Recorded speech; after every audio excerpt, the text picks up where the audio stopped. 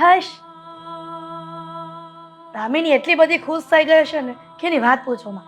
એને એમ થતું હશે મનમાં કે મારો ભાઈ કેટલો સારો છે, આવો તો દુનિયામાં કોઈનો ભાઈ નહીં હોય અને ભાભી પણ નહીં હોય. બોલો આદિ, તને કહું છું, કેમ મારી વાત નથી સાંભળતો? સાંભળું છું. પણ આમ ચહેરા પર આટલી બધી ઉદાસી અને આમ ટેન્શન જેવું કેમ લાગે છે?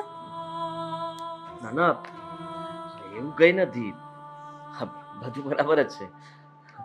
મીરા પણ આવા ચહેરા પર હતી તો મેં એને પૂછ્યું કે તમે બંને કઈ ઝઘડો તો નથી કર્યો ને? સાચું કે ને આદિ, તારે મીરા સાથે કઈ ઝઘડો તો નથી થયો ને? કઈ થયો હોય ને તો મને કહી દેજે, હું એને સમજાવી દઈશ. કઈ નથી થયું. હા, મારો ઝઘડો નથી થયો મીરા સાથે. બધું બરાબર છે. તમે ચિંતા નહીં કરો.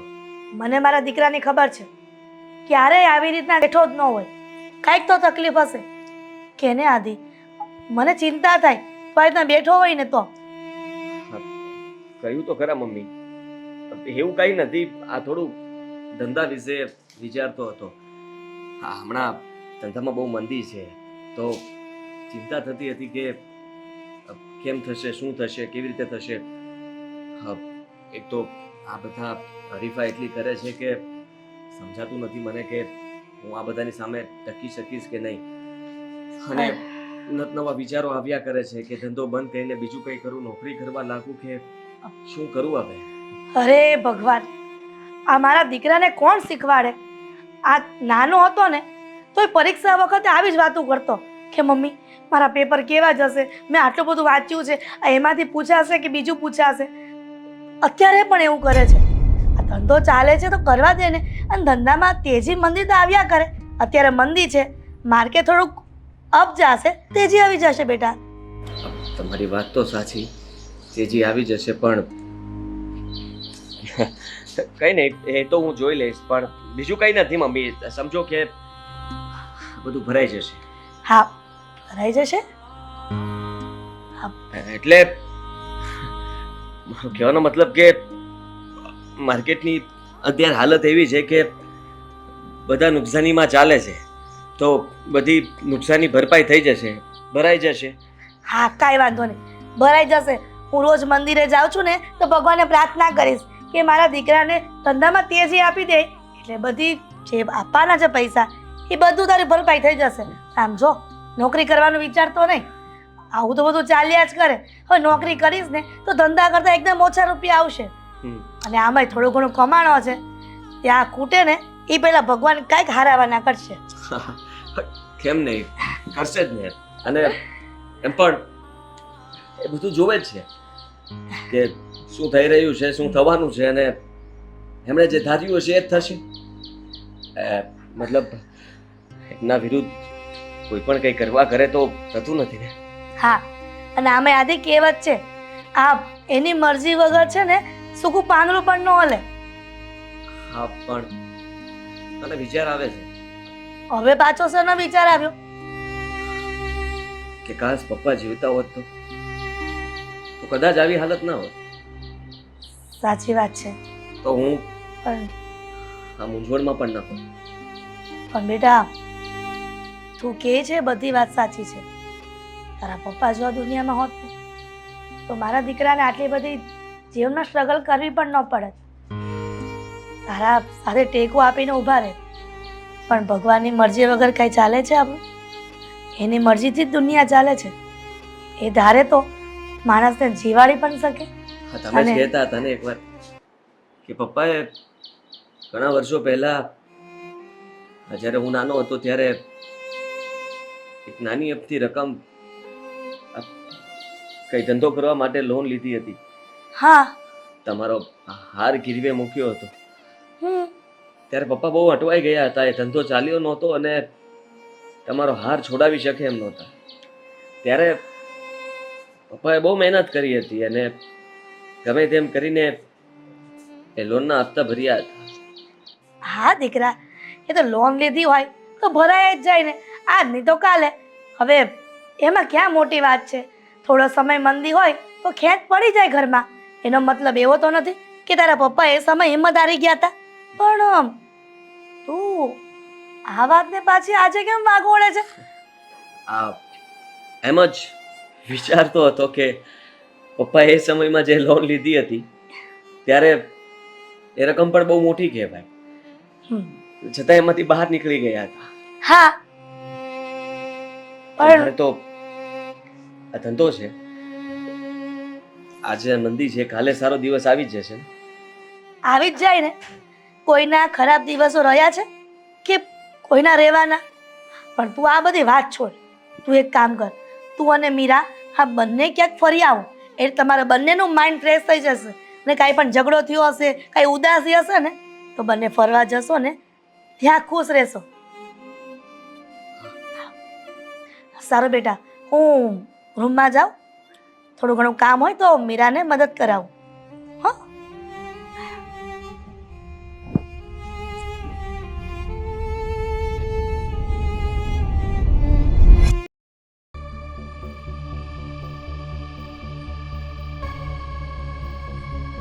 Good morning. ગુડ મોર્નિંગ કાળુ. શું લઈને આવ્યો? કાંઈ નહીં, આ ઓલું તમે લિસ્ટ કીધું હતું બધાની ઉઘરાણીનું હા. લિસ્ટ બની ગયું છે અચ્છા અને બધાને ફોન કરી દીધા છે. અચ્છા, લાવ જોવા દે. હા, કોણ કોણ નમૂનાઓ છે બાકીમાં? ઓકે,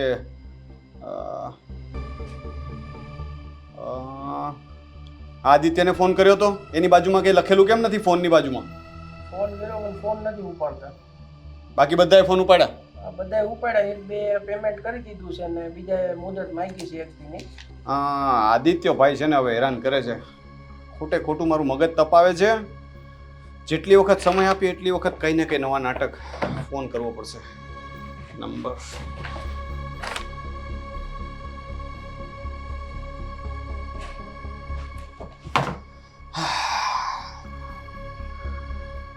કંટાળી ગયો છું. બીજી કઈ નોકરી હોય તો બતાવ ને, આ ઉઘરાણીમાં બહુ કંટાળો આવે છે. હું ગોતું છું.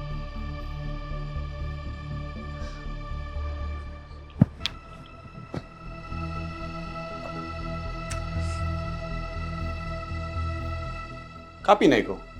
ફાયદો નથી ને, આપણા બધા નંબર એના ફોનમાં સેવ છે એટલે નહીં ઉપાડે. અરે ફરીથી કરું ને, કાપતો તો કેનો?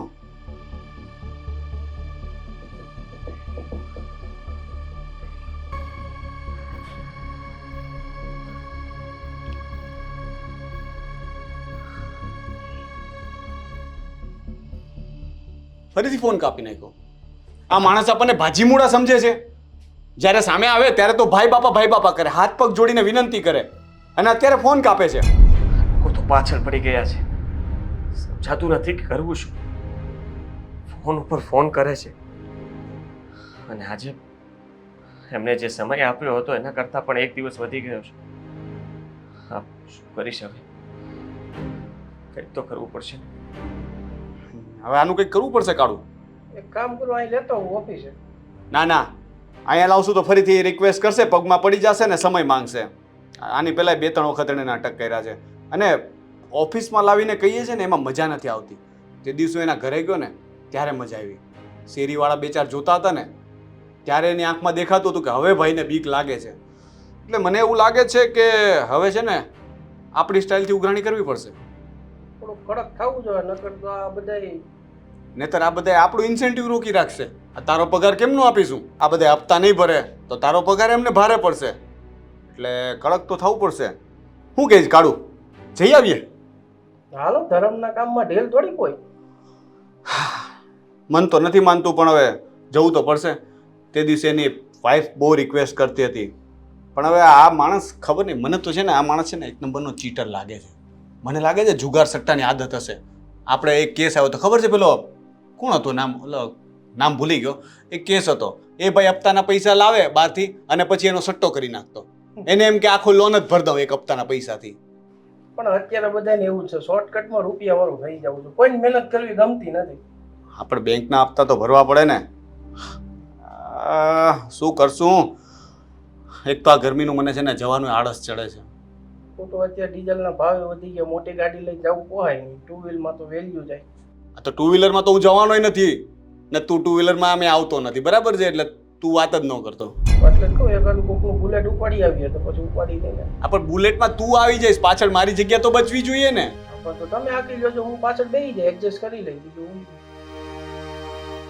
વાહ કાળુ, અત્યારે મને હવે ડ્રાઈવર બનાવવો છે. આ નાના બોલ ને, પગાર કેટલો આપીશ? હું ડ્રાઈવર તરીકે રહી જાઉં, તું મારો સર. આ સાહેબ, આ બોલો કેટલો પગાર આપશો? તમે યાર ખોટું લગાડ્યું. હું શું કહું છું, આપણે તમે શોલે પિક્ચર જોયું? સોલે? હા જોયું ને. એમાં કે ઓલી સાઈડ કાર આવે હા તો એ મુકાવી દઈએ કેના માટે? તમારા માટે. મને લાગે છે ગરમીનું છે ને તારું મગજ ખરાબ થઈ ગયું છે. હવે છે ને મારું મગજ વધારે તપે ને, પેલા આપણે આદિભાઈના ઘરે પહોંચીએ અને કડક ઉઘરાણી કરીએ. કેવી? કડક. તારી અને મારી ફૂલ કડક કે પછી ફૂલ કડક. આજે કાં તો હપ્તો લઈને આવશું, કાં તો એની વાટ લગાવીને આવશું. બરાબર? સીલ મારવાની ધમકી આપવાની છે સીધી. સીલ મારવાનું એક કામ કરીએ ને, આપણો સીલ નો બધો સામાન લેતા જઈએ. ના મારે અત્યારે ધમકી આપવા દે ને. સારો માણસ છે, એમને મેં ડરી જશે, હપ્તો ભરી દેશે, ગમે ત્યાંથી ઉછીના પાછીના કરશે, એટલે ઘરવાળીનું મંગળસૂત્ર વેચીને પણ હપ્તો ભરી દેશે, ખાલી ધમકી આપી. હે ને? થઈ ગયા ને. હા તો ભાભી બોલ્યો તો ખરા હમણાં કે ભાભી રિક્વેસ્ટ કરતા હતા. એટલે જ તમે ઓલી ફેરે એક હપ્તો બાઉન્સ કરાવી દીધો. તું ચાલ ને ભાઈ હવે. સર યાર આવું પછી મને આ તો ચાલ ને હવે. તો ખરા.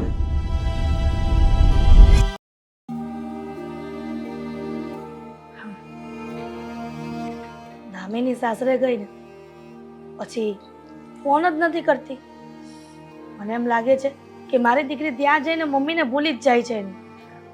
મારે જ સામેથી ફોન કરવો પડે છે. હું કરી લઉં ને, એમાં શું થઈ ગયું? એનો કરે તો કાંઈ નહીં. લાવ.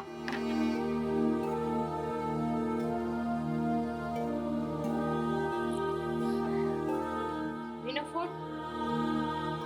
હાલો, જય શ્રી કૃષ્ણ. જય શ્રી કૃષ્ણ બેટા. શું કરે છે? બસ જો અનાવરી થઈને બેઠી હતી. તમે શું કરો છો? હું પણ નવરી જ હોય ને.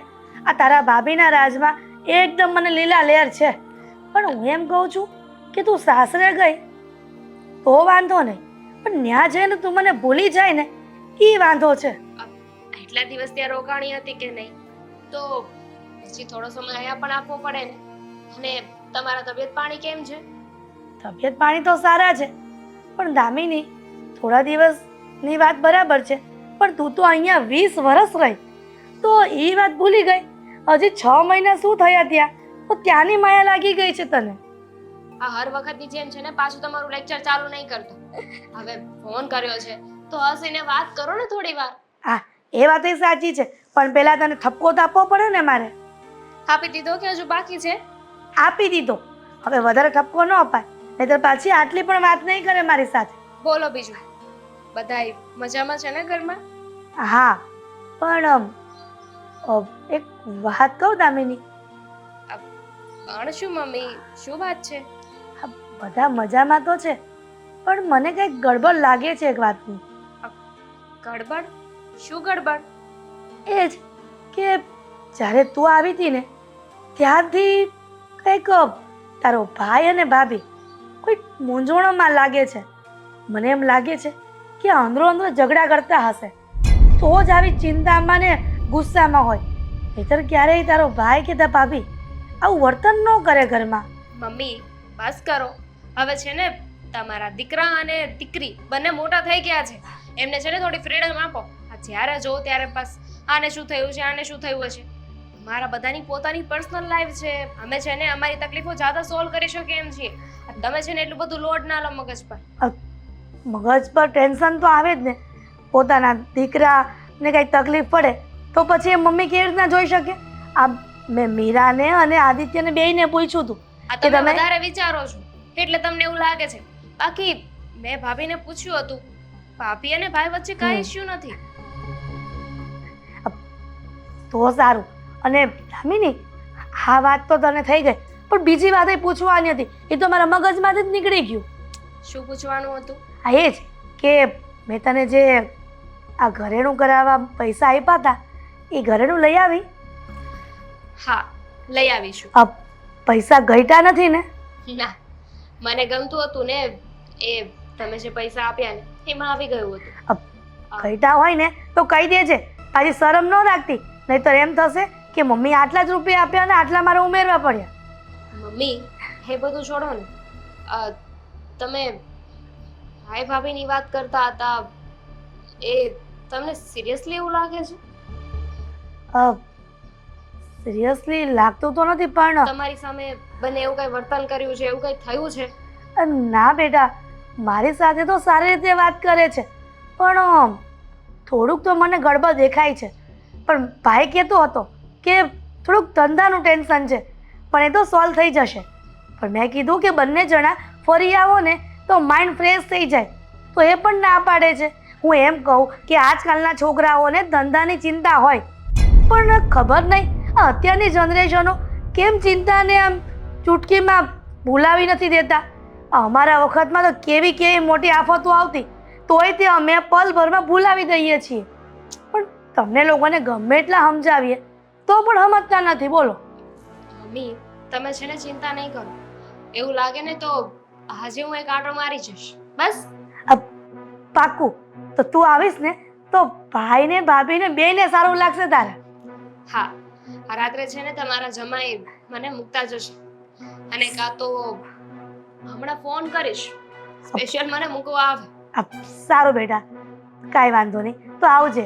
અને સાંભળ, આ બધી તારા ભાઈને વાત ન કરતી, અને સરપ્રાઈઝ આપજે પાછી, એટલે એ પણ ખુશ થઈ જશે. સારું, હું કોઈને વાત નહીં કરું. સારું બેટા. અને સાંભળ, ઓલું ઘરેણું કરાવ્યું ને એનો ફોટો પાડતી આવજે, તો મને ખબર પડે કે તારી પસંદ કેવી હતી. સારું, હવે આ ઘરમાં મારી યાદી આપજો બધાને. સારું, બધાને યાદી આપીશ. હો, હવે ફોન મૂકું. હા, તારું ધ્યાન રાખજો દીકરા. તમે પણ. હા, જય શ્રી કૃષ્ણ. જય શ્રી કૃષ્ણ.